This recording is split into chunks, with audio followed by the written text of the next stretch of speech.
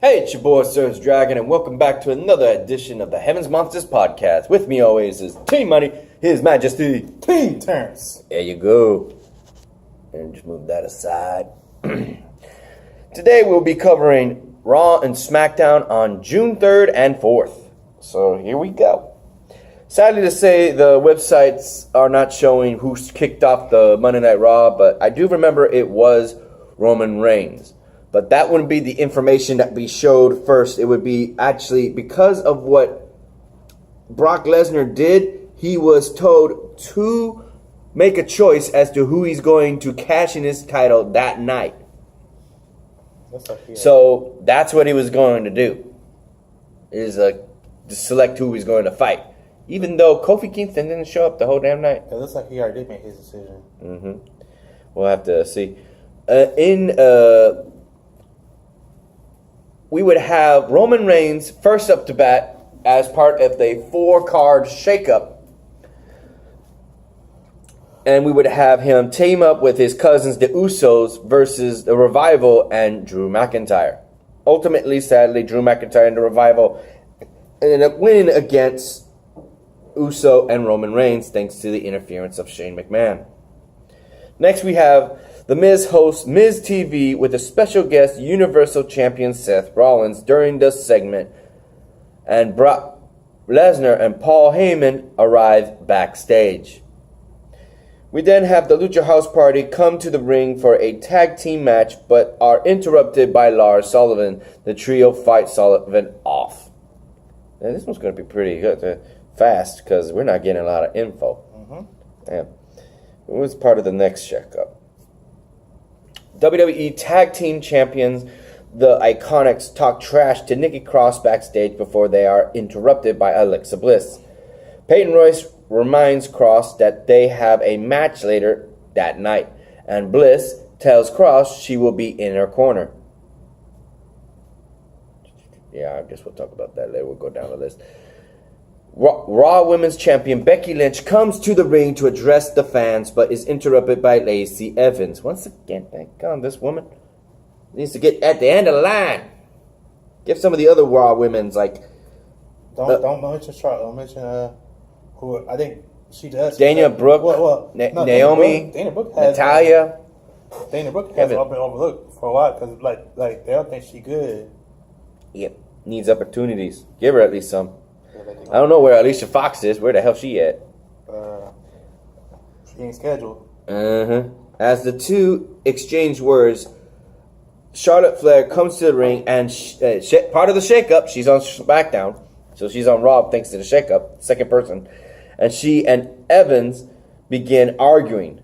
This leads to an improper match. Charlotte Flair defeats Lacey Evans via disqualification after Becky Lynch pulls Flair out of the ring and attacks Lacey Evans. Yeah, she had it coming. Well, I'm getting tired of Charlotte. Yeah, I know, everybody is. Rey Mysterio is sadly, and this one we can say for sure, had to relinquish the title due to his injury in his arm. And he didn't just relinquish the title, he gave it back to Samoa Joe. But here's the thing that you don't know. They don't have a match for the U.S. title. A battle royale. Oh, they didn't say anything about a battle royale. It's like probably like a triple threat. See who will be the other contenders. Because they need. Because I'm pretty sure they got somebody else who they're gonna pick. But if it's anyone who can take down Samoa Joe, I hope they do a good job. There's a lot of good names. It's just that they haven't been getting a lot of stardom. Well, yeah, because they're good enough to do that. Then what the hell they got them on the roster? That's the problem. They need someone good, They need something good. They can make them good. That's the problem. They're not doing that. But that's only if the fans like them, though. Oh, you know the fans like them. No, that's what like them.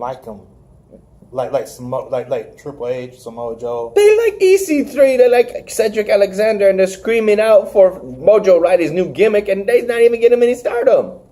That sucks.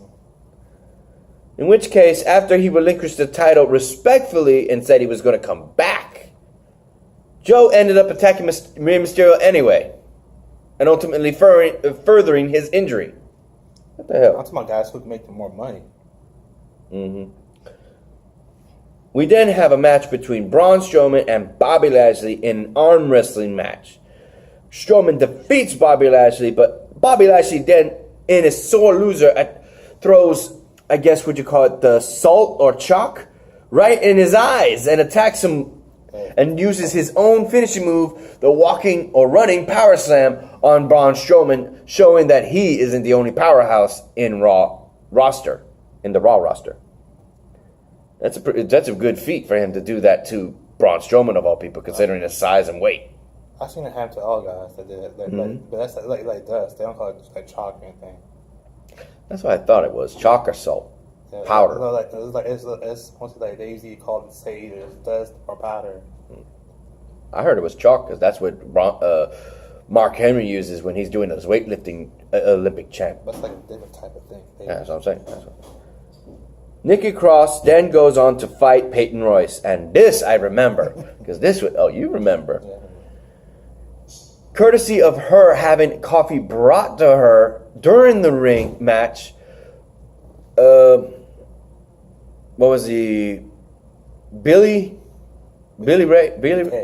Kay ends up attacking Alexa Bliss from the outside, spilling her coffee, and she ends up sitting on it on her white pants. Brown liquid on white pants. What does that look like to you? Like she soiled herself. No, I would say probably. That's what the first thing comes to my mind. Coffee on white pants on her butt. No, it was like more tobacco spew. Nah, that sounds like you had the runs in your pants. That's what it looked like. And she was so embarrassed. And Nikki Cross ended up getting the win despite the laughing Peyton Royce and the not distracted referee. And then once the match ended, Alexa Bliss comes in there raging, going in a piece of the Iconics. And ultimately, they run away, and Nikki Cross cheers up Alexa Bliss by raising her hand in victory for her win, but makes it out for their win. And finally notices the coffee and her coffee stain on her backside. It's like, well, just go clean this up. Here we go. Universal Champion Seth Rollins comes to the ring to prepare to face Brock Lesnar, but Baron Corbin then comes out as the two hype for their title match at Super Showdown, which was today, by the way. Today's Friday. They engage in a brawl, and then Lesnar comes out to the ring, accompanied by Paul Heyman and a referee. Lesnar repeatedly assaults Rollins with a chair over and over and over and over and over, and Paul Heyman is just screaming at him. Now! Well, he's questioning and screaming at it. Now! Yeah, I heard about the Superstar Showdown. I heard who won Triple H and Randy Orton, but I don't know about the others. Mm-hmm. Undertaker versus Goldberg. I ain't hear who won them two. Yeah, I haven't either. I just heard about Triple H and Randy Orton. Yeah. I'm gonna watch it later. I won't see anything. Yeah. Well, anyway, ladies and gentlemen, we would then have the results.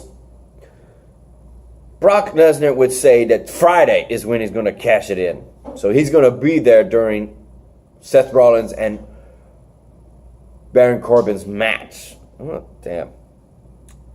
Seth Rollins is so injured that he has to be taken out by stretcher into an ambulance, accompanied by his girlfriend that everybody has been talking about, and now definitely confirmed because she walks with him.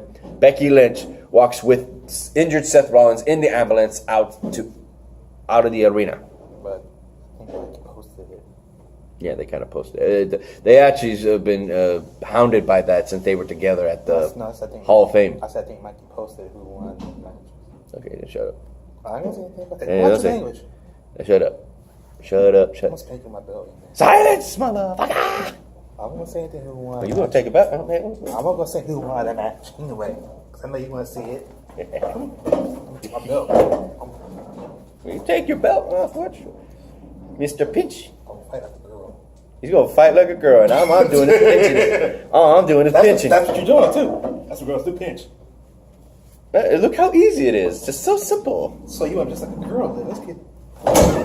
Okay. Look how easy he runs from a little pinch.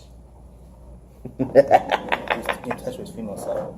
Female side. I'm getting in touch with the bully, I guess. I can't help but pick on you. You gonna say that again? You gonna say that again? You're here later on. You're here later. He don't want none. Anyways. See, I don't even have to look.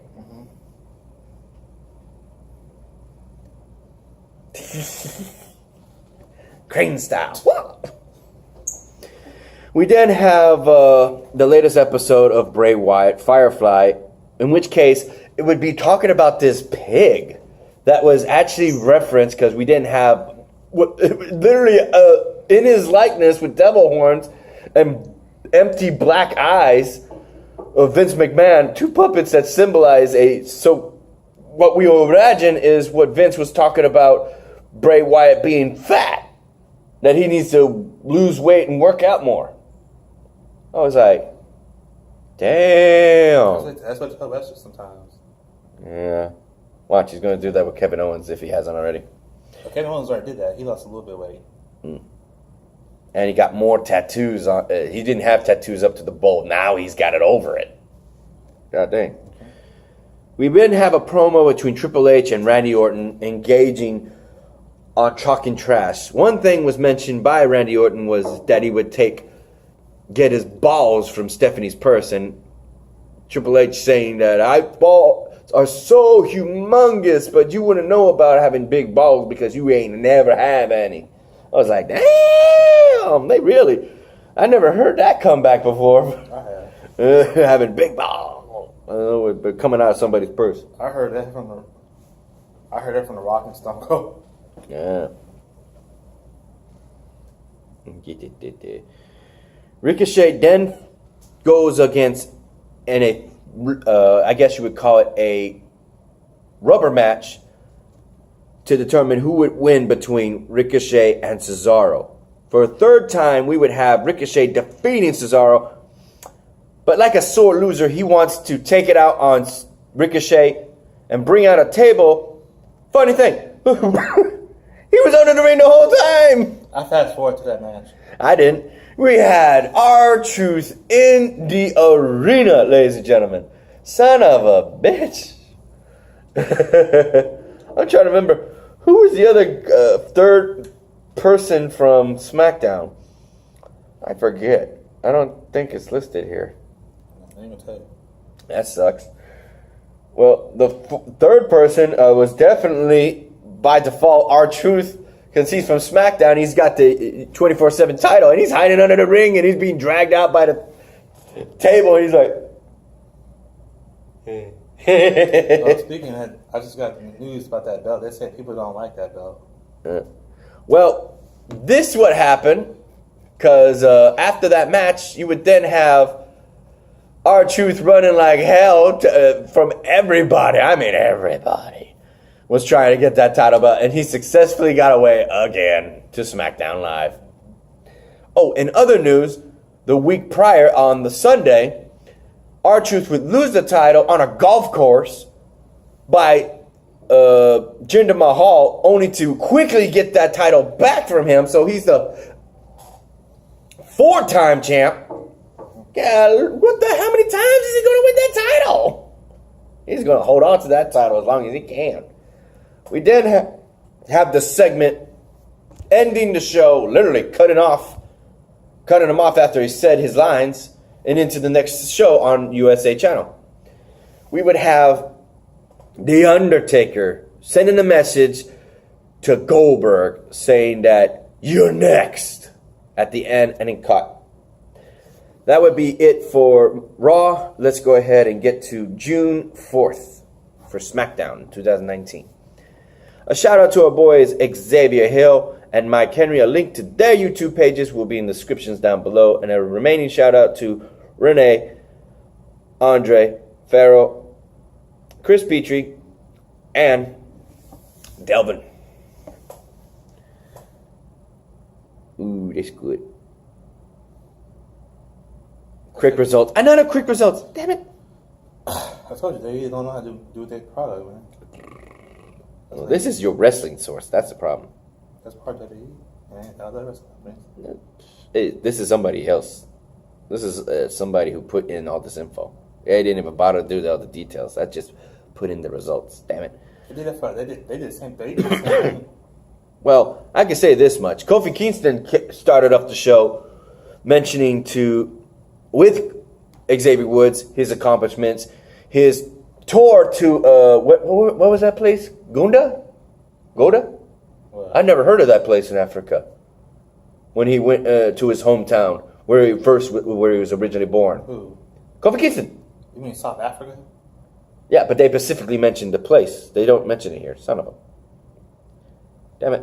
He ain't African.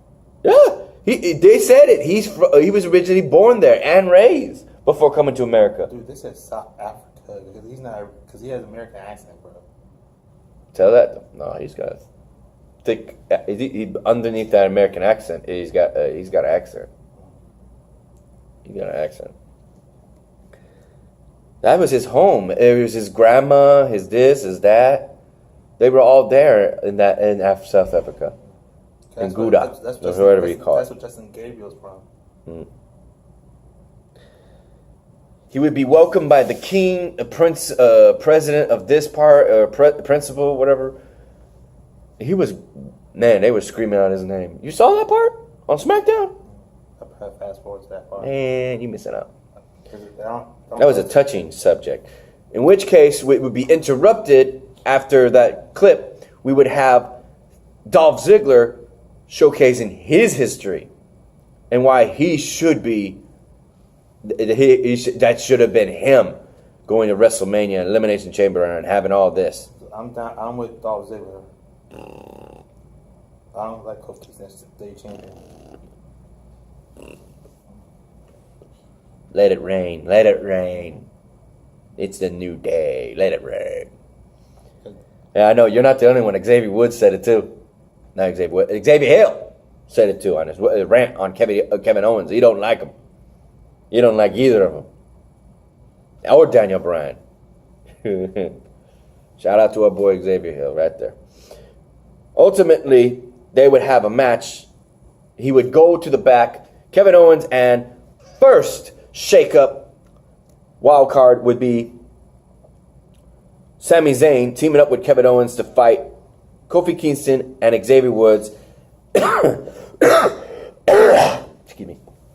And the New Day would win over the two Canadians.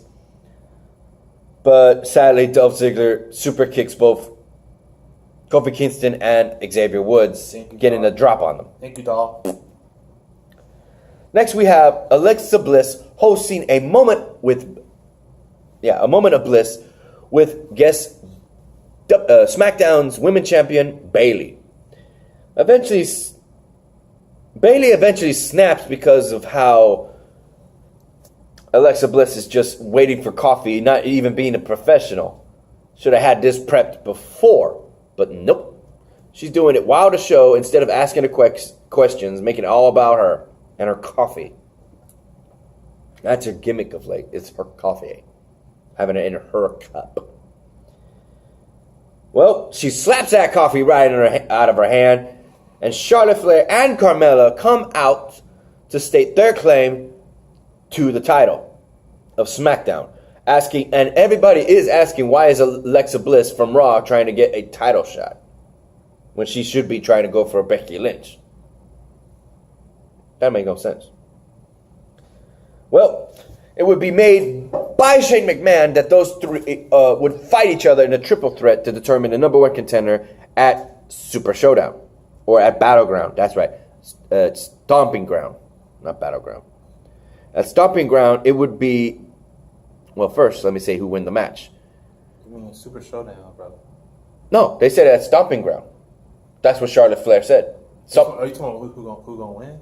No, he's going to fight Bayley at Stomping Ground. Apparently, they're not going to have the women's match over there. That sucks. I guess he has that reason. Mm-hmm. Ultimately, it would be Alexa Bliss that ends up getting the behind win and is going to fight Bayley for her SmackDown Women's title at Stomping Ground on the 23rd of June. Oh, speaking of Stomping Ground, Dolph Ziggler gets a title shot against Kofi Kingston. What? Yeah. So that means Kofi Kingston won. Dirtbag. No, I don't know who won the match. I'm saying I sent it to y'all. Yeah, you shouldn't have said that. I didn't see it. Carmella finds R-Truth backstage. Truth talks about sending messages to Shane McMahon. Truth talks about how sorry he is about messing up his Shane appreciation night. And then it would be revealed that Truth would be in a match with Elias in a lumberjack match, where only Elias and Truth would be in that match. And it was a quick pin. So Elias is the new 2-time 24/7 champion, and everybody in that lumberjack match just jumps him immediately.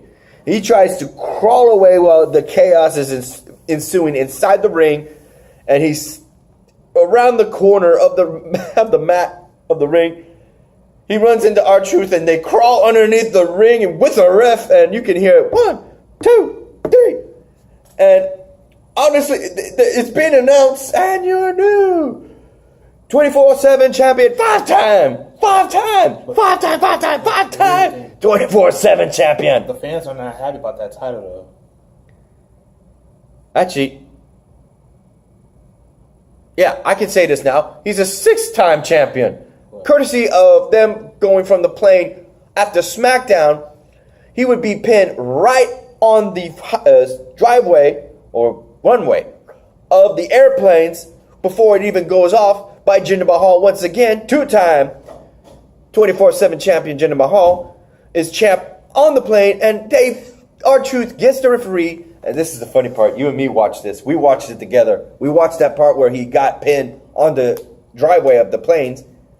And then we see him, and this is funny.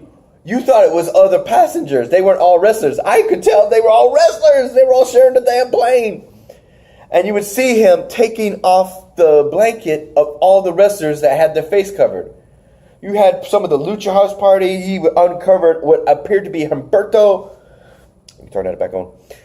He uncovered the face of Mojo Riley, who had his eyes open under the covers, which was creepy in itself. And then he just looks at him like, what the hell are you doing? He then reveals another face, would be No Way Jose. He's like, what the hell are you doing? Finally, he gets to the front part of the plane where he's at and reveals Jinder Mahal hiding his title next to Oni Lorcan. And he gets the ref and he covers him immediately like, 1, 2, 3, the new champion. We're on the plane. It's the 24/7 champion. The referee's telling him, you could be defended at any time, 24/7, anywhere, anytime, any place, including on a plane. And then R-Truth is so happy. He's the 6-time champ. And then he looks and he's like,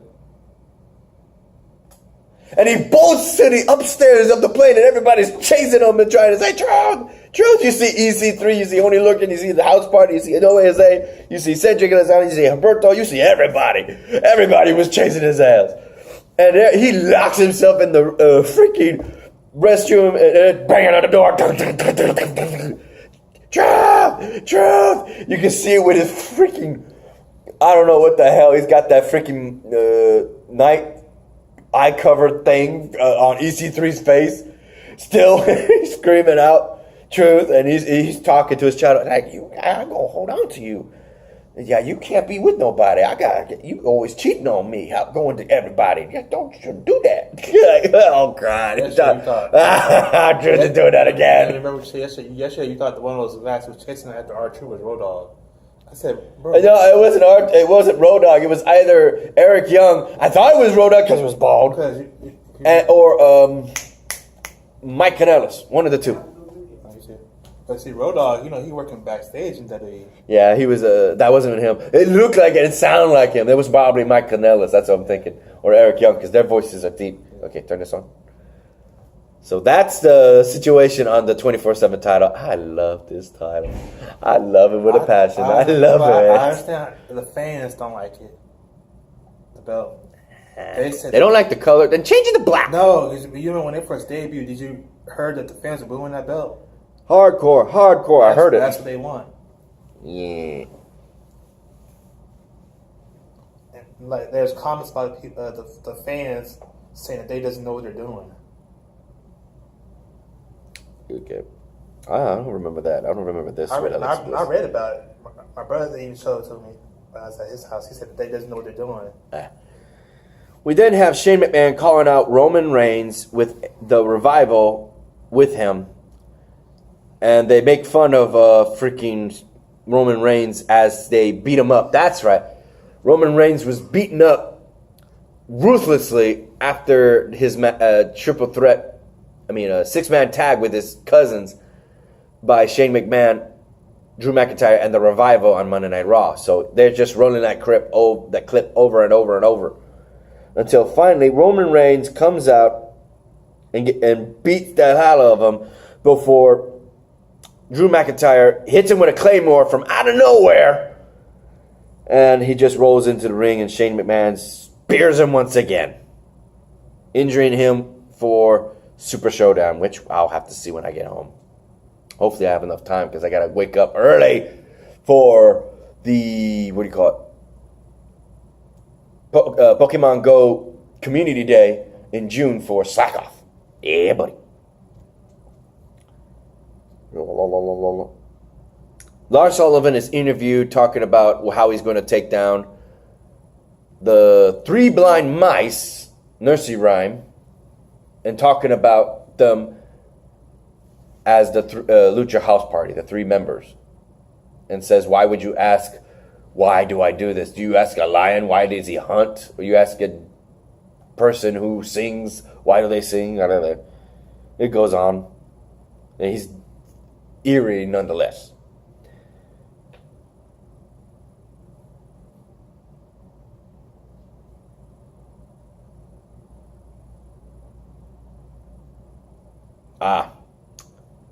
Andrea attacks Apollo Crews before drilling him into the mat with the hammerlock DDT. It was a match between Andrea and Apollo Crews, and the match the bell didn't even ring. He just kept assaulting him. So Finn Balor goes in to attack him and gets assaulted by Selena Vega to get hammerlock DDT'd by Andrea as well. So it's going to be the Demon Finn Balor versus Andrea. Let's see how that comes out today. Super Showdown. Finally, we have Goldberg. There you go. Having his segment at the end of the night, just like Undertaker on Raw, speak his mind and tells Undertaker that you will get the icon, the legend, the fighter, Goldberg, as he wanted. The lights go out and you hear Undertaker's gong. And Undertaker is right there and they're facing each other in the dark neon blue light. And Undertaker vanishes and he says, after he disappeared,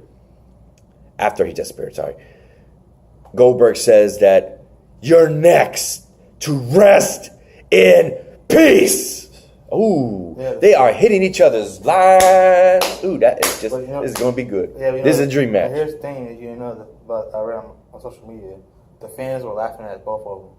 Oh man, I got to see this. I got to see why. But anyway, ladies and gentlemen, that's it for this video. I hope you enjoyed. If you did, give it a thumbs up. If you didn't, give it a thumbs down. Hit that subscribe button if you like the content, and hit that notification bell for the next Heaven's Monsters podcast. Here's the reason why. They said the reason why they're laughing because they're old. Shit, they still got it. I bet they do. Anyway, peace out, y'all. Bye.